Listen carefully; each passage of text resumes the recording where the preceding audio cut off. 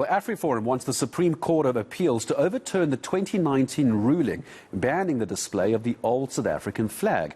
In 2019, the South Gauteng High Court ruled that the display of the 1928 flag amounts to hate speech. But AfriForum is not pleased.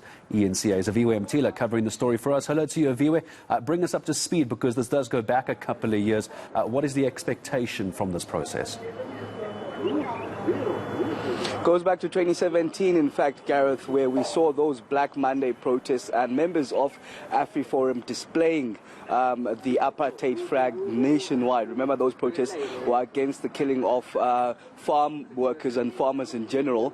And after that, the Nelson Mandela Foundation then dragged AfriForum to court, to the Equality Court. We do know then in that ruling that dates back to August 2019, it was found there that the display of that apartheid flag, whether in public or private, constitutes to hate speech. Of course, that's according to the Equality Act. In fact, it can only be used for journalistic purposes, for academic purposes, and for artistic reasons. In fact, Judge Mojapelo just went on to mention how that display of that flag had a bearing, especially to black people, given how it even incites violence, for example, incites white supremacy if people do display that fact. So now AfriForum is trying to overturn that and saying that that judgment by the Equality Court had erred in a number of aspects. So we're expecting that decision then, in fact, that matter to be heard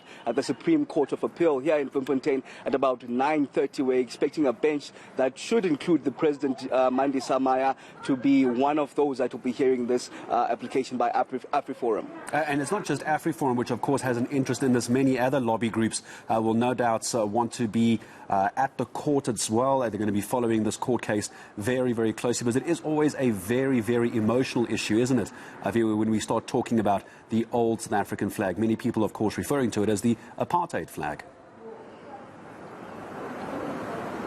Very emotional issue that even gets tongues wagging on social media already.